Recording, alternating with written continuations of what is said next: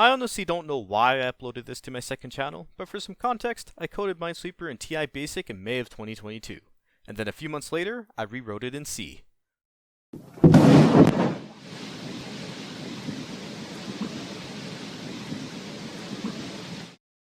Hello everyone! Recently, I have been coding more of Supersweeper, and we are currently on version 0.77.0. Now the cool thing about this version of the game is that it is actually compiled to run on Windows, compared to my previous video on Supersweeper where I was running the game in an emulator.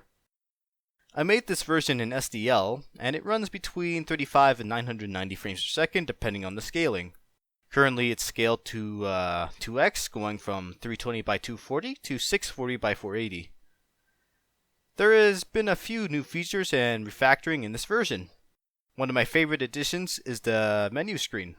I have a program to turn a CSV file into the menu data, so I no longer have to manually type in everything. I learned how to do file access in C, which is nice so I don't have to deal with the signed integers of Java. I previously used Java to convert an image into the font, and for converting ASCII to the character set I use in the game. One of the nice features about using my own character set instead of ASCII is that numbers 0 to 9 map to indexes 0 to 9, making it a lot faster for some stuff. There are several other bug fixes and things I have changed under the hood since the last video.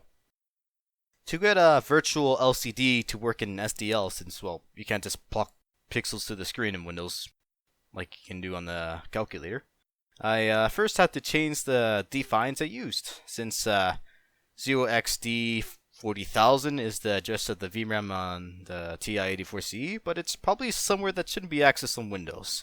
It probably will like crash and seg fault and yeah. Inside my frame timing function, I called a function to copy and render the contents of the VRAM.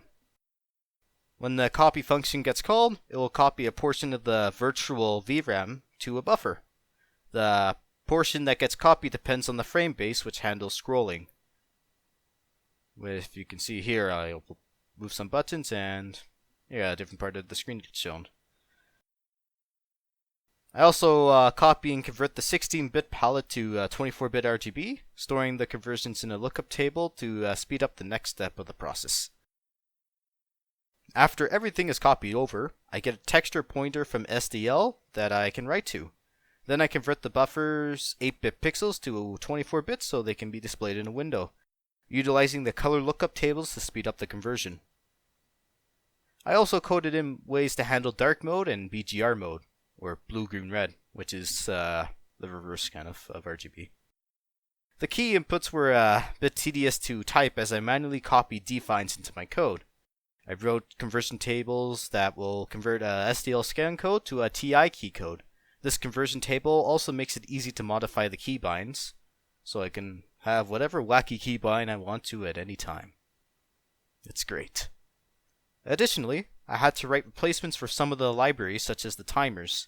Then I had to convert the time to match the 32 kHz clock of the Ti84CE. The integer image scaling is done by repeating pixels and rows to make squares, kind of. Linear or cubic interpolation would cause blurriness, so I would use nearest neighbor scaling to cover non-integer scaling values, if I implement that at a later date. Alright, now a while ago on September 20th, 2022, I coded a Windows version of version 0.47.0 of the game using OpenGL. You can actually get it on Semitech, I have it uploaded there. It didn't run very fast at all, and I'm guessing it was like around 10 frames per second to copy the pixels to the screen. Although I will say it was quite easy to port the game as it was all in a singular C file back then because I didn't have header files or like literally anything. Just a long 2,000 line bit of code. It took until version 0.59.0 of the game before I started using .h files. I did not use GitHub until 0.66.0. So, yeah. I haven't been using GitHub for that long, but yeah, I'm glad it exists now. There is still a list of things I need to do before the game is complete. I'll have to finish scoring in the leaderboard, implement autosaving, coding in dot sliders to complete the quick game menu, getting the movie intro compressed, adding some graphical effects, and getting the hardware cursor to work. The hardware cursor is a bit of a tricky thing. It is a 64 by 64 2-bit image, making it hard to write to as it's not a multiple of 8 bits. But that is not even the worst of it, because Text Instruments really screwed up when making the Ti84CE.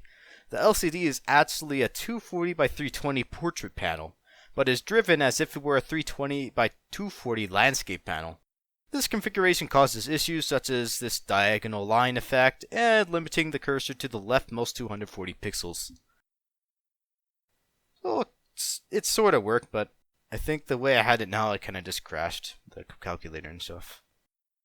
The only way of fixing the issue would be for my game to run the LCD in portrait mode, but that would mean switching all the X and Y coordinates to counteract the rotation of the screen. Especially the hard-coded values that have remained untouched since at least version 16.0 from August 2022, so yeah, pretty old versions. It fit in like 4 kilobytes back then, I think. Now, the thing that Eric didn't know is that a few years later, he would end up writing a column major graphics library in assembly. And, yeah, it's still not released yet, but, well, I guess the Ti84 Evo is releasing soon, so all of this will be for nothing, but, oh well, it was pretty fun to make this. And some of it's pretty optimized, too. And then there's, only, a few functions that are still in C. Yeah, I spent way too much time on this, but anyways. In the future, I hope to add graphical buttons to the Windows port, and some drop-down menus to change scaling, and experimental things such as a clock tick rate. Along with the video player that I have to emulate still because I haven't ported it to the Windows version yet. Didn't really want to handle the file conversions or file opening, whatever. Anyways, thanks for watching. I'll publish the updated version of Minesweeper sometime soon. In the meantime, you can enjoy this collage of photos of the history of the game. Actually, I think this is best left for a dedicated video on TI Basic Minesweeper, so stay tuned for that.